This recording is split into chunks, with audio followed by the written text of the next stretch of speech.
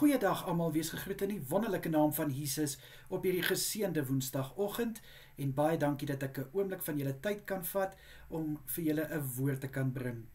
Nou in die oggende hou ek baie daarvan om my stilte tyd te doen voor my dag begin, want daar's vir my niks so lekker soos om in die woord te spandeer en om tyd saam met God te spandeer nie, en soos ek vir God dankie sê vir alles waarmee hy my seën.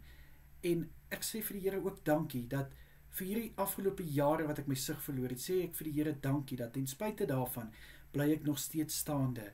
En kind van God, ek moet hierdie met jou deel. Toe daar tekens was van dat ek my sig kan verloor, het ek altyd gesê ek gaan selfmoord pleeg. En hier is ek nou al 6 jaar later en ek is sterker as ooit. En dit het my laat besef, hoeveel keer in ons lewens onderskat ons nie eintlik die krag van Jesus nie. Hoeveel keer onderskat ons nie gebed nie. Hoeveel keer onderskat ons nie die woord van God nie. Ek meen, die woord van God is soos 'n tweesnyende swaard.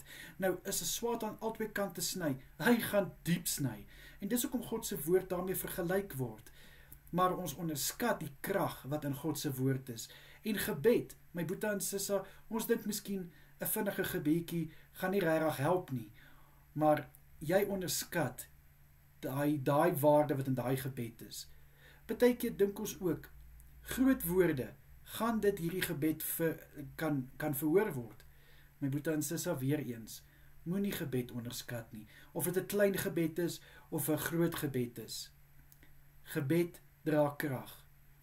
En ek wil vandag vir jou sê, jy wat vandag op 'n moeilike plek is, jy wat voel, daar's nie uitkoms nie, jy wat voel, jy sien nie meer kans vir die lewe nie, ek wil vir jou sê, moenie die krag van God onderskat nie, want God het die hele hemel en aarde geskape, met sy uitgestrekte arm. Niks is vir God onmoontlik nie. Jy kan dit gaan lees in Jeremia 32 vers 17. Moenie die krag en die mag van God onderskat nie, my boetie en sissa. Daai deurbraak vir jou wat jy dink gaan nie kom nie, gaan kom op 'n dag wat jy dit nie verwag nie. Daai deur wat jy nou al so lank wag om oop te gaan op 'n dag oopgemaak word wat jy nie verwag nie. Hou net vas aan die beloftes van God. Dwaal in sy woord. Bly bidend.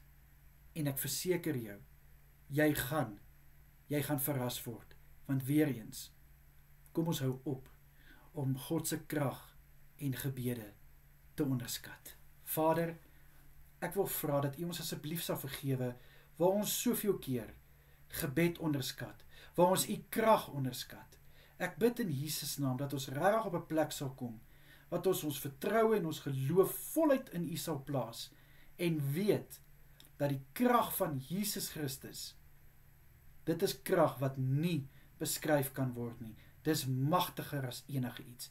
In Jesus naam is dit my gebed. Amen en amen. Mag julle elkeen 'n baie lekker woensdag verder hê.